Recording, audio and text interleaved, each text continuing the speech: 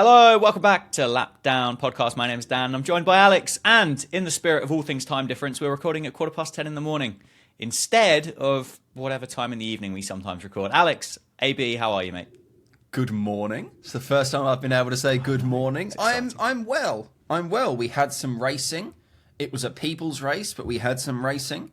Suzuka provided decent enough racing again, which was nice to see. I am incredible. We'll just throw that out there from the top, and I dare say that will be item number one on the agenda, that I've done it again. But no, it's. I feel like we're in the sort of swing of things now, both with the F1 season and the pod. Everything has sort of settled down, and there's nothing too sort of outrageous going on. We're starting to get an idea now where it's becoming a bit more calm, and everyone's into their work. Yeah, I mean, heaven forbid we would get excitement throughout the course of the season.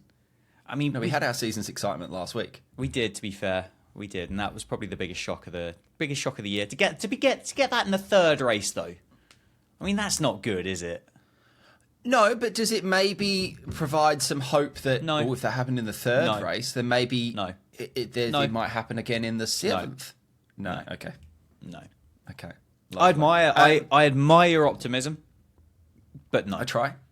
Well, I mean, maybe, and we aren't doing blue flags this week because we've got a couple of weeks till China, but maybe, bearing in mind that I evidently control the universe, if I start throwing these at some Red Bulls, I said this to you the other week, done deal. AB, and you said no.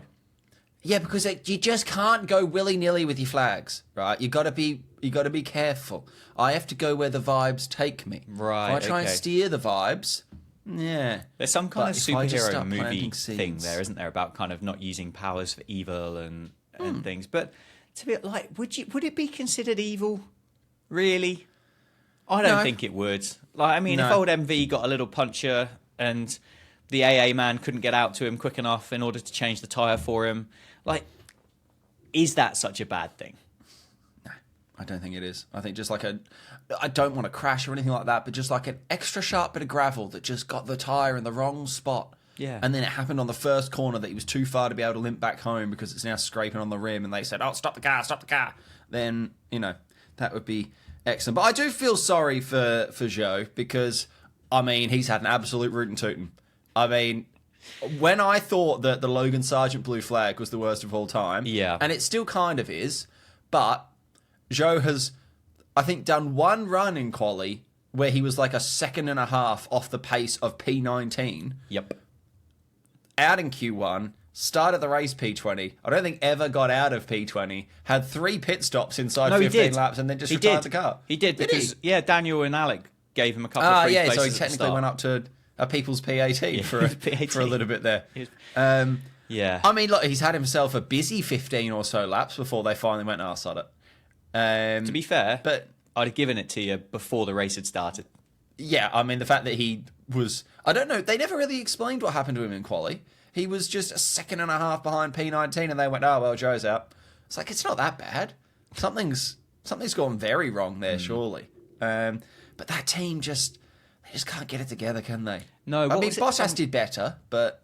Some steering wheel electrical thing or something that got him. Yeah, they were doing bits in the car, because he had that pit stop, didn't he, where they sort of cut to it, and all the engineers were like this, like trying not to touch the car. It's like, I think this is the bit where you're meant to touch the car. Do something. Just what are you doing? I felt a little bit bad for him. I think Bottas had an okay weekend. I don't think he got into the points in the end, did he? But I think he qualified quite well, and he seemed to show himself fine. But I think. I mean, I am genuinely a perfect 4 from 4. I'm not even having to be cheeky about what I'm deeming a pass. Like, I am on it, and I feel good about myself. Yeah, there at no point during this season have we ever even had to come to some form of argument or agreement or settlement with regards to this. They are absolute slam dunks, like open goal. There is no dubious nature with regards to these awards at all. As I think I said a couple of weeks ago, I am slightly concerned as to what it is that you're actually kind of looking into. Old Mystic Alex over there with his crystal ball. I think it said I spent too much time on Reddit. I think that's what it is. I think Reddit is... I'm harnessing the power of the front page of the internet. Don't give away. Don't claim it. do not give away this insight to some trolls on the internet that kind of live under bridges and just post things on Reddit. Like no, actually no, because that's pissed me off. Actually, I'm less impressed now. I'm less impressed. I'm not taking info from it. I'm feeling vibes. That's where my vibes are coming from. As I'm reading things, I'm seeing what's going on. I'm looking at socials. You've lost a couple of percentage of impressedness. Can I just a really quick question about socials? And I know this is kind of a bit of a sore subject because it's not your job anymore.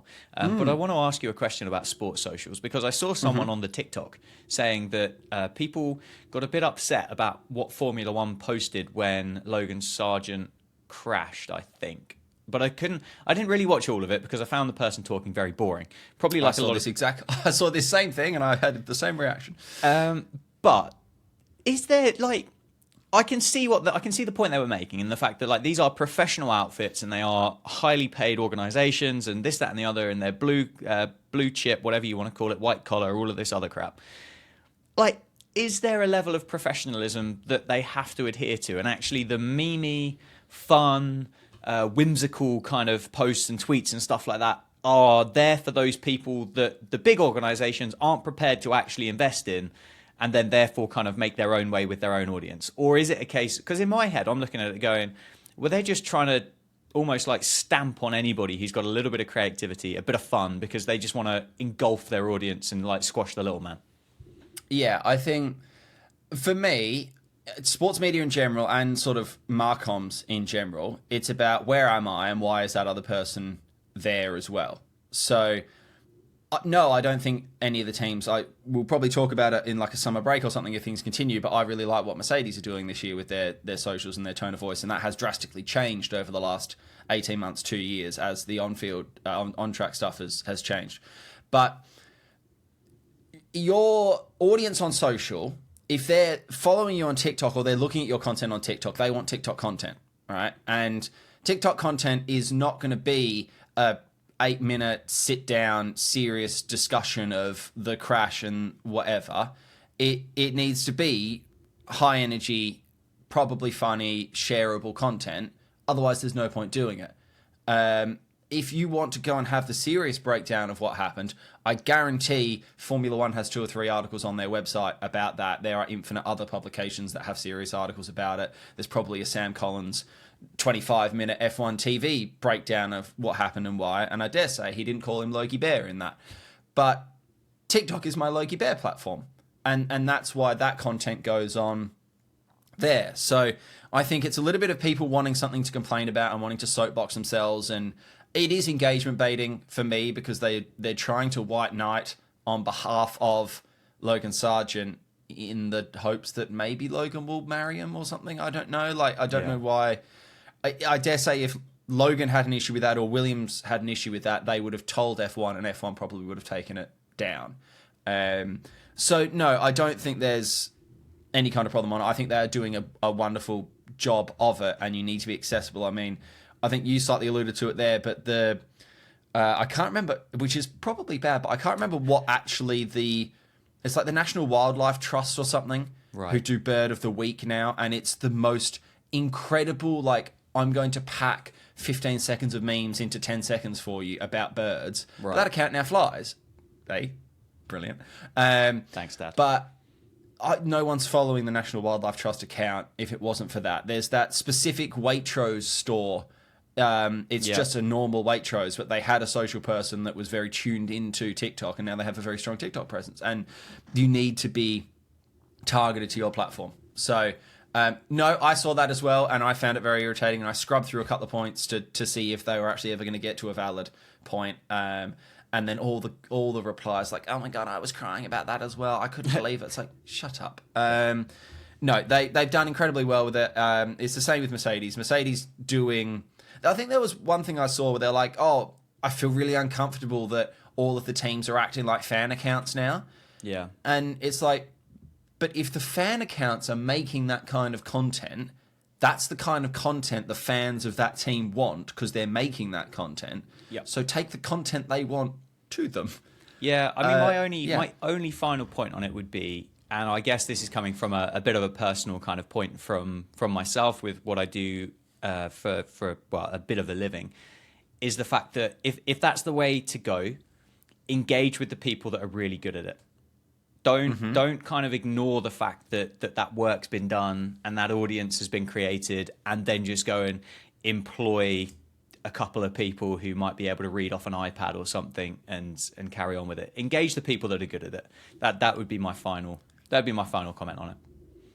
Yeah, I think it goes. It becomes a far wider thing then, doesn't it? Of where the fan edits come in and what's sort of behind the fan edits and how much thought goes into them, and the same level of understanding of what's going on. And then you probably do corporatize it a little bit when you're trying to do it in house. I think Alpine have done a lot of it this year as well. They've gone very, to be fair. Yeah, they've gone very sort of fan edit happy in a few places, and they've got a really different approach this year as well with the way they try and engage with people. They're trying to be very conversational with everybody. They're doing a lot of replies and stuff, but it's one we might do an episode of. I think in a summer break, or if there's a 3-week gap between a couple of races, we might do a media and comms breakdown special, which everybody can look out for. Bumper edition. But no, I think I think the central accounts and I think the team accounts for the most part are probably finding the right balance at the minute, and it's about where are you looking for that content and what content do you want at the time. Yeah, I think. Fair play. Full stop. Fair play. Right. What do we talk about first? Do we talk about the fact that some different strategies kind of fabricated some nice overtakes for us on Sunday? That seems like a nice thing to talk about. Yeah, because I think it plays into one of the things that I was going to bring to the table as well about the last couple of races have highlighted for me the difference between racing on actual racetracks as opposed to racing around streets that we've turned into a racetrack. And I think those two things potentially go hand in hand because I think generally the street circuits don't necessarily bring that same level of intrigue with strategy because there's that surface is not designed as a racing surface, so it does things differently. But no, I mean, we had lovely, people's racing and overtakes, as fabricated as they may have been because they were on different strategies. You still have to send it, down the inside to get past in some places. And yeah, good, happy with that. Yeah. I mean, some of those, I think the two passes by Checo on the two Mercedes into 130R stood out. There was a George around the outside of Oscar on the last lap, which to be fair to that one, that was probably one of the genuine legitimate overtakes. Yeah, that was a speed delta overtake. It was Oscar kind of cocked up the Casio chicane, didn't he? Yeah. But that was a proper overtake, whereas the other ones were, they've got fresh hards, they've got old hards, and they've got better drive out the corner, and then Crofty jizzes himself because DRS happens, and it worked. But then again, although I kind of knew that I was kind of being lied to in a way, it was so much nicer having those little kind of I guess what you would call white lies being told to you, rather than as you said, street circuits, one strategy fits all. We will start on this tyre, we will pit once, we will finish on this tyre, and we will all follow each other around in a line because we can't get close enough. And there might be the odd DRS overtake because on the street circuits there's a straight that's 5.5 miles long, for example. Yeah, and I think you saw it all the way down the field as well. There was one that Yuki did where going into that first corner, he just decided not to brake, essentially, and just flew it round the outside. And you think, yeah, sod it. That may well be because you're so much more confident because your tyres are 2 laps old, but you still did it, and it was still exciting to watch. And that was great. Yeah, I like the idea that, and I don't know how they do it, if they could find a way to manufacture that every race is a 1.5 stopper, and even if it works out that it's exactly the same overall race time to do 1 stop as opposed to 2, but that means that positions 10 to 20 take a punt on 2 stopping because that might work out better. Yeah. Or someone that's in P5 but feels like they're not going anywhere goes, you know what, sod it, should we try the 2?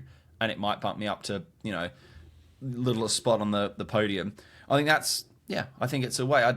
There is that argument, and I get it, when people question how much outside influence should you be having before you're starting to mess with the sanctity of the competition. And it comes back to what we've touched on a couple of times, is it's show v sport and all that. But I think being able to ride, strategy is still a part of the actual genuine sport.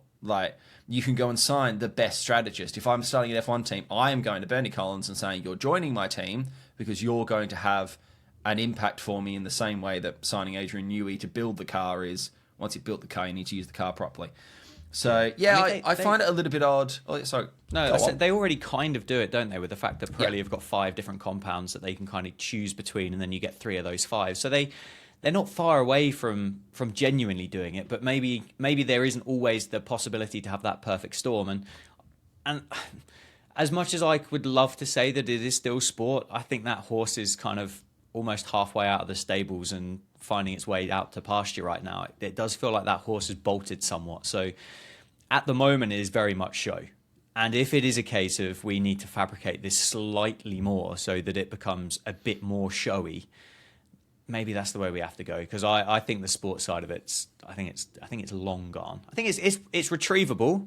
The horse, you can get the horse back. It hasn't fully 26. bolted. However, it's not far away from being kind of up over the mountains and we're never seeing it again. So here's a question on tyres, which is everybody's favourite topic, right? Pirelli bring the 3 compounds per race and they pick them out of the 5 that they've got. Yeah. And they are always C and then 3 sequential numbers. It's always 1, 2, 3, 2, 3, 4, 3, 4, 5. What if, and I don't know, so I'm asking people here, this is an actual question. Why don't we go 1, 3, 5 and put some massive deltas between those tyres so that you're going to have to do a stint on the hards and they are going to be 1.8 seconds a lap slower than the mediums. Yeah. But everyone's going to have to do it. Yep. So the question is, do you then run the soft, which is 3.5 seconds quicker than the hard, but it's going to die in 6 laps, but can you get far enough down the road? Does that start to then maximize that idea of having the different tyres, that let's actually make the tyres considerably different, as opposed to, I think it was Bradley Laws, the Mercedes comms bloke, on like the Sky coverage. They said, yeah, we looked at it and doing like a soft, a medium hard or a hard, it's like 3 seconds difference in your overall race time, so we're not that fussed. Yeah. And I'm thinking, well, why do we bother having them then? Like, if they're, and I know it's going to change depending on weather and temperature and all the rest of it, and it's a bigger deal, but yeah, let's put some deltas between the tyres, sod it. Or go a wild card, go see 1, 2, 4 and go see what happens. Furthermore, why don't you just give them all 5? Ooh. Give them all 5, and then there are genuine different thought process, because there will be a difference between 1 and 2, and 2 and 3, and 3 and 4, and as you say, at that point there, then a team could go, okay, well we're going to go 5, 1, 2, and somebody else might go, okay, well we're going to go 4, 3, 3, and you might end up getting to the same spot, but actually there's going to be a little bit of an offset on each of them, which hopefully you would then kind of say there's a way of getting this a little bit closer, assuming everybody doesn't just completely copy each other and just kind of go, well, we're all going to go everyone 5, just go 2, 1, 3, 1. 3. Exactly. Yeah.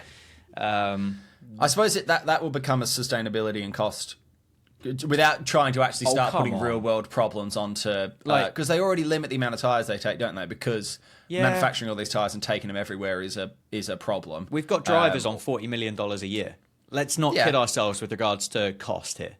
Like we fly this circuit around the world to various different places in specially chartered aeroplanes to get them where they need to be. Yeah, but rich people get rich by spending as little as possible to get rich. Like the tightest people in the world are the people that make the most money. Yeah, but think about how many more of those really small Pirelli tyre keyrings they could sell for £5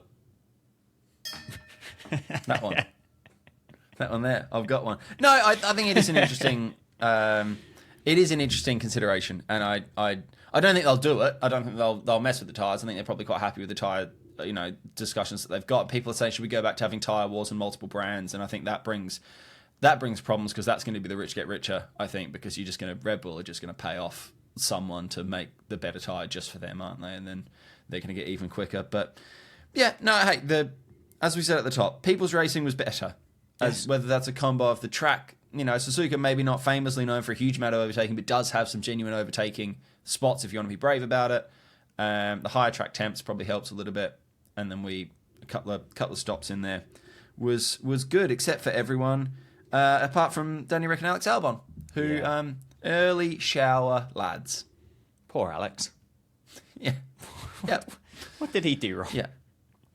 There wasn't a gap there. Give him space all the time. You have to leave the space, Alex.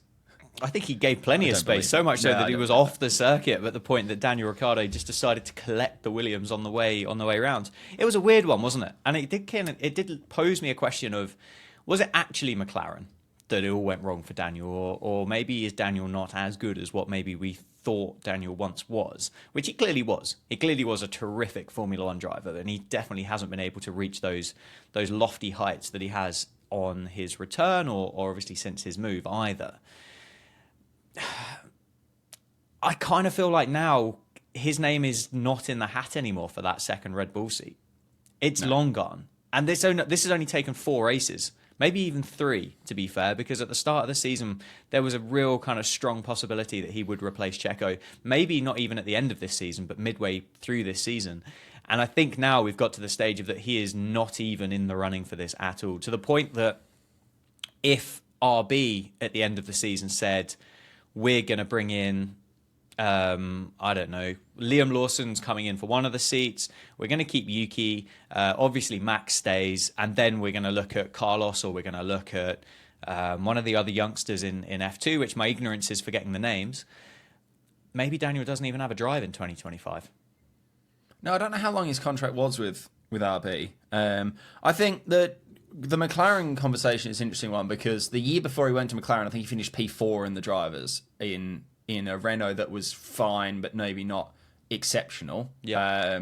So I think it's probably a 50-50 blame split on that, because you're not from one season to the next suddenly going to become terrible. I think that's probably part of it. He was having a very good year, tried to capitalise on it by moving to what should have been a step up in terms of jumping over to McLaren, and it sort of didn't quite work. And I think he's been fighting it rather than, and probably to go a little bit crickety, the worst thing that you can do in cricket when you're batting or bowling is start consciously playing. You know, sport in general is a very subconscious thing. You just need your body to do it for you, and just trust that your body knows what it's doing without you having to tell it where to move its arm. And I think maybe that's what's going on with Danny Ric. I think he is perhaps now having to drive consciously, as opposed to just getting in the car and just going, shoom, I'm in. Let's go, car. I'm one with you. Let's do this 57 times, and just letting it happen, which I think is maybe what he was doing before. And I think when you start to not be in the groove with the car and everything that's going on, you probably lose sense that Alex Albon's there as well. When you're driving really well and you're fully zoned in and you're not thinking about what you're doing almost in a good way, you don't need to check that mirror twice because you think that Lance Stroll's there. You just know, you have this sixth sense that Stroll's there, Albon's there, I need to make sure that I'm here and just get it through. I mean, the first corner on every racetrack I find incredible. In terms of, I'm going to make a big call here, which I like making a big call. In terms of pure human sporting ability from a collection of 20 people at a time, I think the first corner of a Grand Prix, and perhaps the first 2 or 3 corners of a Grand Prix, are just about the peak of human sporting ability. Because if you think what's actually going on there, you've got 20 cars going at the best part of 200 mile an hour, and then doing 60 mile an hour within the space of 100 meters to all turn the same way in track that's the same width as 2 or 3 of them. And the fact that they managed to do that without just collecting everybody and they all do it at the same speed is insane to me.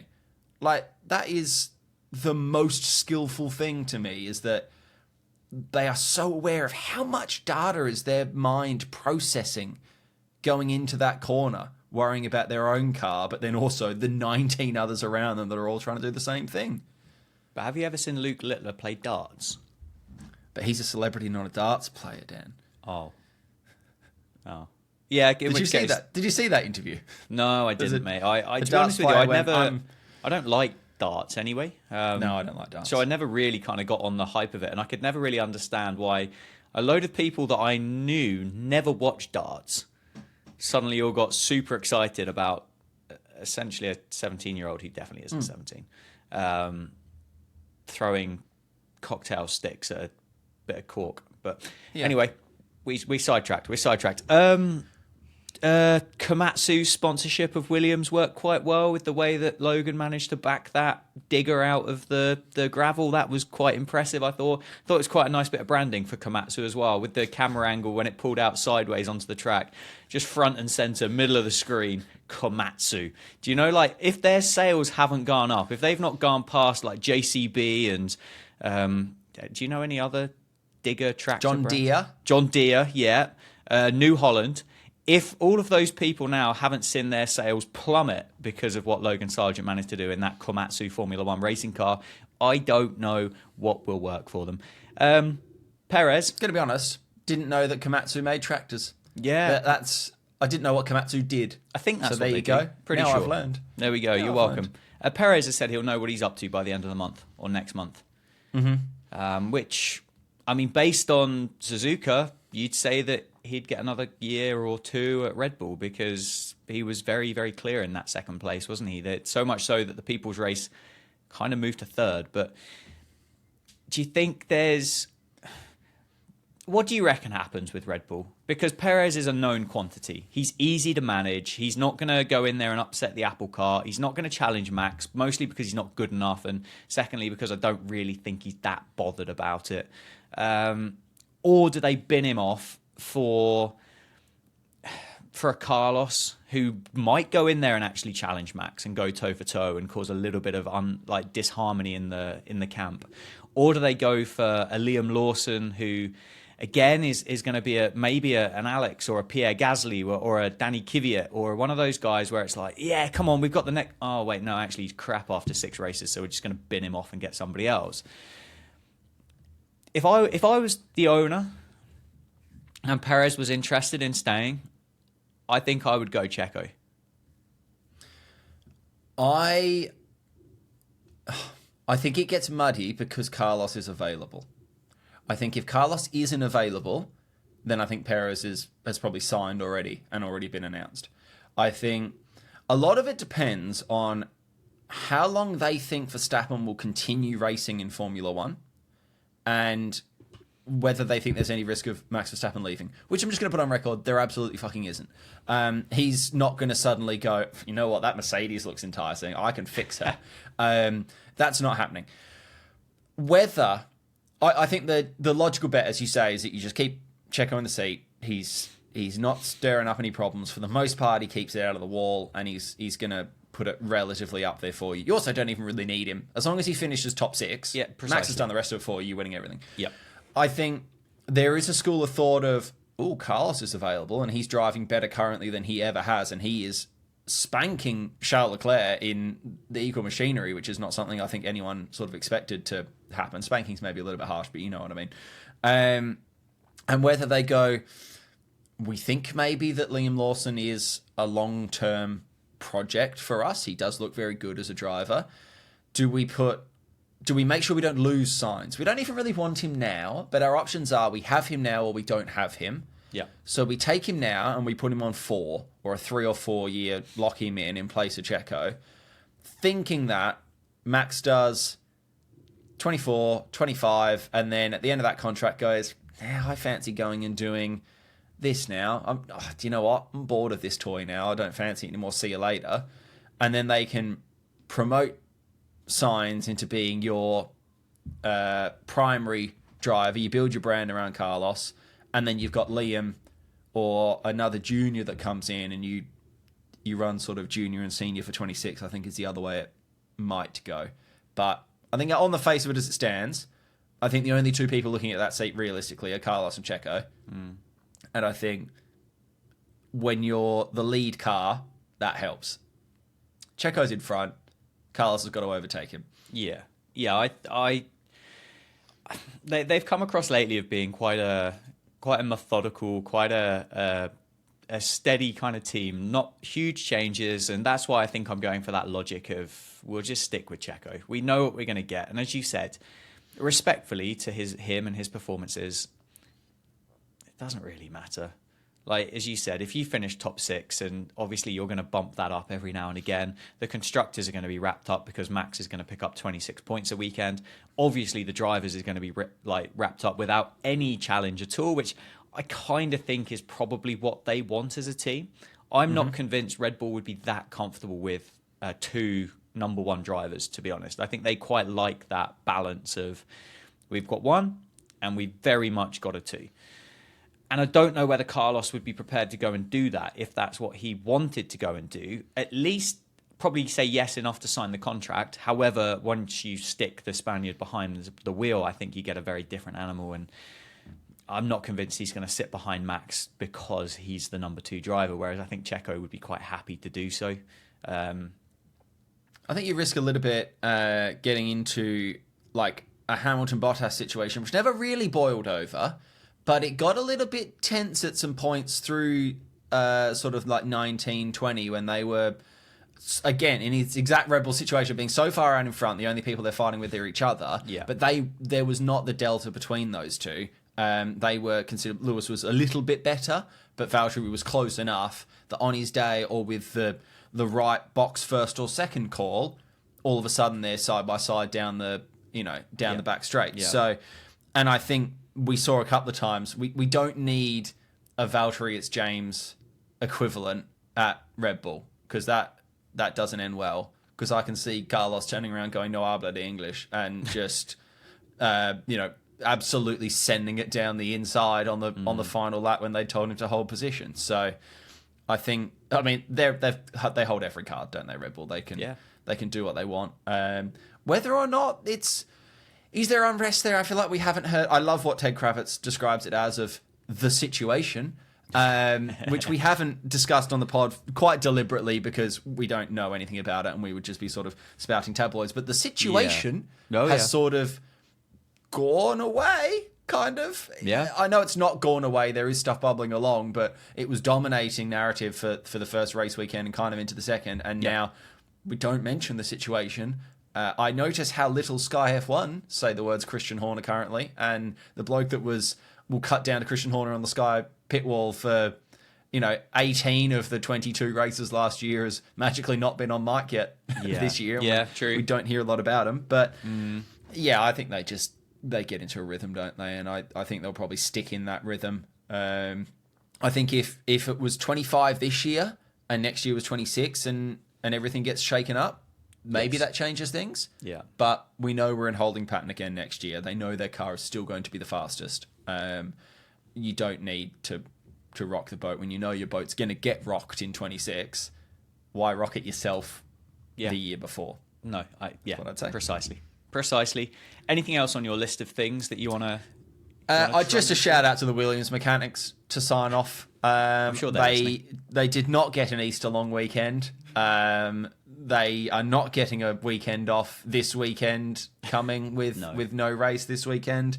I would hate to see... Well, my understanding is that you don't really get toil in F1 because of just the nature that it is. A lot of sports media people, if you're sort of 1 for 1, if you work a match day that's on a weekend or something, you get another day back during the week. I don't think they're probably getting that. And I just hope that Williams have got enough money to give them a sizable little bonus through the first half of the year because those guys and gals must have put some hours in repairing that chassis for like the 4th time. Yeah. How many times can you repair a chassis before the chassis is now, compromised to such a degree? Like, I don't really know how that works. It's a good question. And I suspect it's not something you can just buy off the shelf either. So it's going to take time to fabricate another one. And as you said earlier, it's going to take quite a bit of money as well, which might then have an impact on them later down the line. But as we learned, though, if you breach a cost cap, it doesn't really matter anyway. So go for it, Williams. You never know. 2026 might be your year. There it is. Do you think Williams are at cost cap risk given the first... So we're into the longest season of F1 ever. We've got 24 races. And through the first 4, they've had to fundamentally rebuild the very core of the car 3 times already.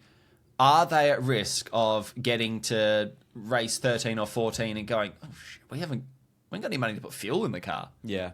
My honest and short answer is I haven't got a clue. My slightly more elaborate answer, in the sake of recording a podcast, would be something along the lines of, Well, based on what we've seen over the previous four races, and obviously depending on how much they've actually invested in that time leading up to those first four races, you would have to say they are the team that would be closest to any cost cap. Penalties or limits or budgets or whatever, because of the amount of damage that Albon Williams has sustained over the previous 2 weekends. We haven't really seen engine blowouts for anybody, have we? We haven't seen catastrophic failures from any other team. I don't even think Lance, when he parked it backwards in the wall at Saudi, really cost a huge amount of cash to fix that. So that would be my podcast answer. But if you ask me in the street, I'd turn around and say I haven't got a clue, because I don't know what the cost cap is and I don't know how much they've spent so far. Yeah, or if they've got enough to even get to it anyway. Precisely. So, I wondered, as sort of a final point, they've already spoken, James Vowles has talked about that they don't care where they finish 24, they don't care where they finish 25, because they're just working everything to get it right for 26. And I worry for the Williams fans and the Albon fans that there is a chance that they start tanking a little bit like what we saw with Aston Martin at the end of last year, where they just went, sod it, we don't care, we're going to go get it right for next year. Yep. Whether Williams will start doing that now and will start going, we're not going to upgrade the current one for 24, 25 because we're just going to put all that money into working on our 26 car now, essentially. And the more that they have to spend on repairing the current car, the less that car probably goes forward. And there's a chance that all of a sudden it's Q1 exits again for Williams and they're sliding back into the field, trying to go all in on 26 possibly. Yeah, I can see that happening. The only thing I would say is I don't think it's that easy to get it right in 2026. I think it's such an unknown quantity, and nobody will know whether they've got it right until we get to probably the first 3 rounds of the 2026 season. As you said, Aston, they tanked, didn't they, last year because they didn't get it right, and they focused on this year, and actually they're probably no better off than where they were at the start of last year anyway. So do they get to a situation where they tank again so they get it right for 2025, or do they stick with what they've got and hope that they muddle around and pick up the odd podium here or there when a Ferrari falls over itself? There's a chance, but they could try, but I don't see Williams suddenly flying up from like the 8th best team to the 3rd best team in 2026. I'd love to be proven wrong, but yeah, not as easy as kind of saying some nice words in a press conference, I don't think. No, it makes sense. Right, I think that's us for the breakdown of the Japanese Grand Prix. Lovely.